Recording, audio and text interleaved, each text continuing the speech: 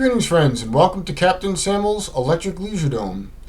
Now, the reason I talk about boxes of video games on my channel is because when I was a kid, I was super poor and I didn't have money for game review magazines. I lived out in the middle of nowhere in the mountains, didn't have TV, and on the rare occasion where I would get to pick out a new game at a store, all I had to go on was the box. And so sometimes you would have lousy games with really cool boxes. So for example, we've got Strider Returns here.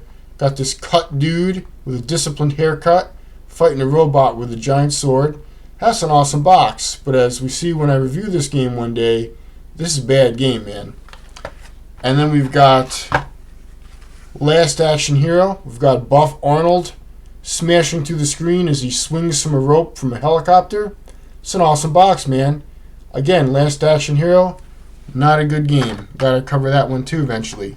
Now here's one that we have covered on the channel. This is Choplifter 3. I mean, this box is dull. It's just a picture of a helicopter with a lot of gray tones. Choplifter 3 is an awesome game. And then we've got what we're looking at today, Psychic World. And this is an amazing game with a box that really lets it down. I mean, what's going on here? It's just kind of a dude fondling another dude's bald head. You know, I mean, what is that? This box really undersells the game, and I think that's important to take a closer look at here. Yeah, so I'm not sure what's going on with this cover art. It's a grimacing bald guy with a beard fondling another bald guy's head, or a planet, or a crystal ball. I'm not really sure what's going on there.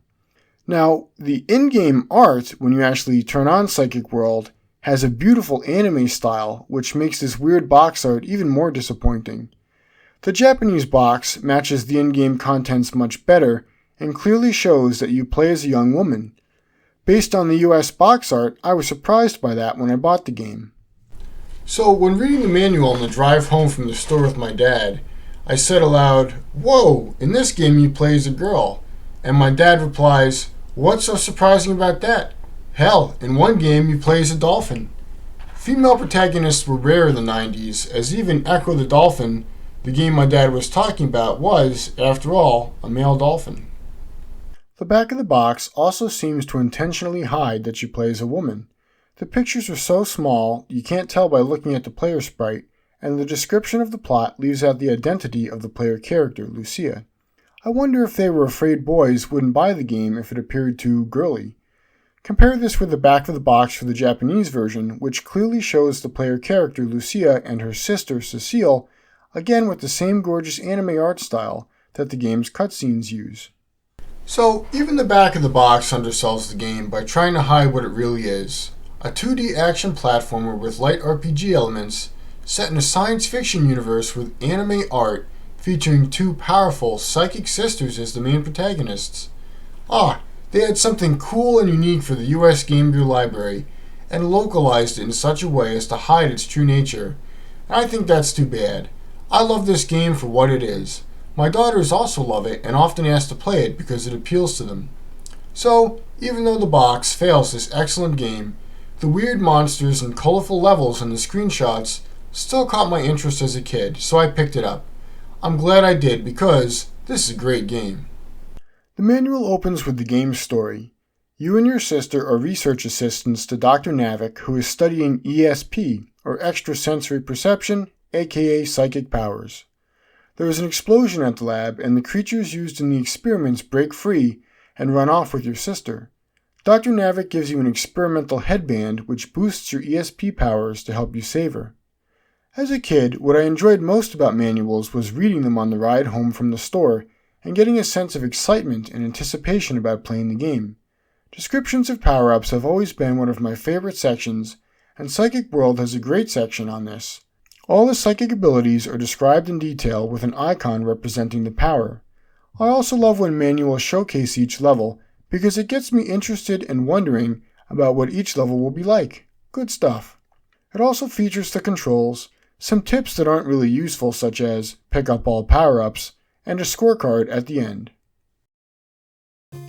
Now I hope you paid attention to the control section of the manual because that is the one downside of this game.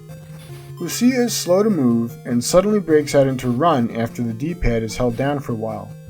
The jumping feels laggy so that you need to press jump long in advance of when it's time to jump.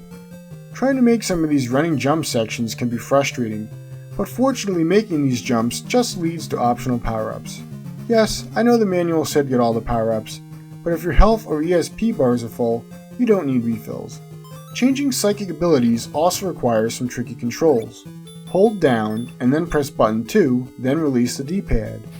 Then after releasing the D-pad, press left or right to cycle through the row of psychic abilities at the bottom of the screen. Watch out though, one of the powers resets the level, and it's right next to the shield ability which requires constant use, so with one slip of the D-pad you're back at the start of the level. Fortunately, while you're fumbling through the psychic powers menu, the gameplay pauses. On the Master System version, however, the action keeps going, which makes the Game Gear version more forgiving. The variety of powers keeps Psychic World interesting. There's plenty of attack powers, many of which have secondary uses. For example, the Hydro Wave can create ice platforms, and the Fire Bullet can destroy these platforms. The Sonic Wave destroys crumbling walls. Each time you pick up one of these powers, it gets stronger. There's extra powers hidden around the level, so you will end the game with maxed out powers no matter what, but if you opt into hunting for secrets, then you can become powerful earlier in the game. Now on my channel, I've talked about some crushingly brutal games on the Game Gear, and my experience of the system in general is that it's full of unfair, punishingly difficult games. Psychic World is not one of those games, phew. It can be if you want it to be, however. It all depends on how often you use the shield power. When you activate shield, you become invincible for a while. The more times you pick up the shield power, the longer it lasts. Towards the end of the game, it lasts quite a while. Making shield even more overpowered, when used in quick succession, it also heals you. The challenge of Psychic World comes down to managing your ESP meter, which is depleted when you use shield, to make sure you are invincible constantly. The learning curve to this game is less about the enemies and obstacles, and more about when and where to use the power-ups that refill your ESP meter so that you can continue to heal yourself and remain invincible. This makes Psychic World an easy game. Now you may be thinking, why not toughen up and use the shield power less or not at all? Well, that is an option if you want to go from an easy game to the usual brutal McStrudel difficulty found on the Game Gear. Psychic World, you see, has no iframes, no mercy invulnerability after you get hit. Every moment you are in contact with an enemy or an obstacle, your health drains away. Enemies tend to bump you back, and this stun effect takes away your control for a few moments. It can also be hard to escape from a pit or obstacle due to the mushy controls. Even a split-second blunder will see your health bar stripped away to almost nothing, which is why it's a huge risk to be unprotected without the shield power activated. So even though the difficulty isn't quite balanced, I don't mind. I'm happy to take the easy road, spam the shield power, and just have a fun time. That's because Psychic World is a ton of fun. All the powers I mentioned are enjoyable to use. It's fun to create ice platforms to jump around on, or fly over obstacles with the levitation power. It's satisfying to overcome the monsters with waves of fireballs, ice blasts, and shockwaves. All the bizarre monsters in the game add to the sense of exploration and wonder. It's a mashup of mutants, fantasy creatures, and science fiction adversaries. You've got chimeras,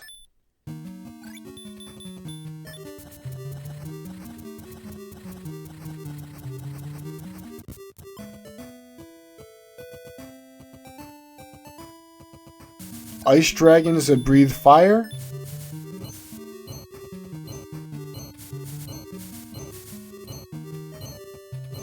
brains in a tank,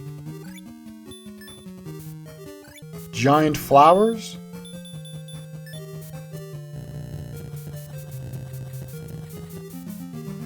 pirate cyborg women.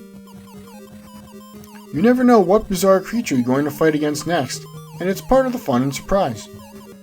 Many of the monsters also have a weakness or immunity to certain powers, with the final boss being an especially interesting puzzle to solve. This encourages experimentation with the powers instead of just relying on a single one throughout the game. I also love the levels in Psychic World. There's a prairie and a cave world for the first level.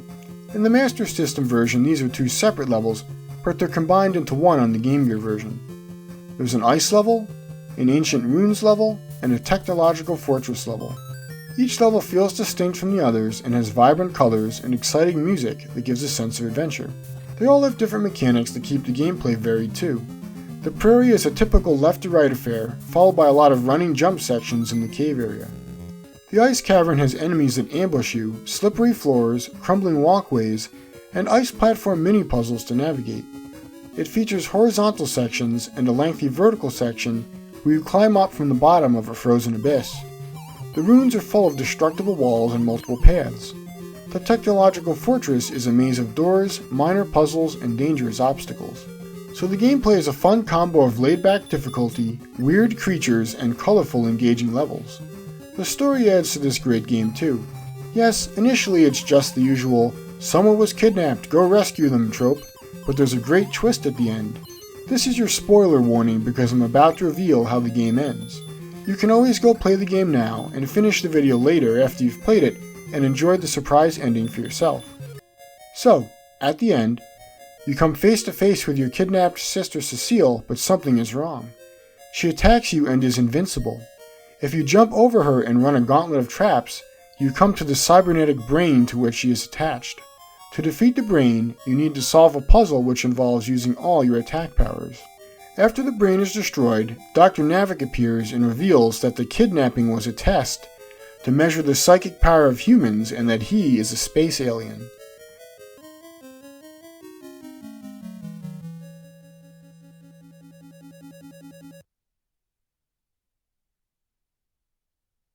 You then battle with Dr. Navik while flying up through the expanses of the Steel Fortress. It's a great final boss set piece, though interestingly, it functions more as a story event. I don't think you can actually lose the fight with Dr. Navik. You and Cecile then gaze up at the stars and enjoy your hard-won freedom. A shooting star flies overhead and they make a wish, but the shooting star was a spaceship, implying that the alien posing as Dr. Navik feigned his defeat and is making a return to its home planet. It's a great setup to a sequel which we never received. I would love to see a Psychic World 2 and a reboot of this series. All the story events are told with colorful, anime-style cutscenes. Too many games from that era had thin stories covered only in the manual, and lazy, the end, high score beat the game sequences. I love and appreciate when a game like Psychic World goes the extra mile to tell us a story and rewards us for completing the game with a great show. So there you go, that's Psychic World on the Game Gear. I give it a solid A. It's a great choice for your retro game collection. It's also a lot less expensive than the Master System version, and there are enough differences between the two versions that I recommend you get them both. It's a solid, affordable gaming experience that I recommend. Thanks for watching.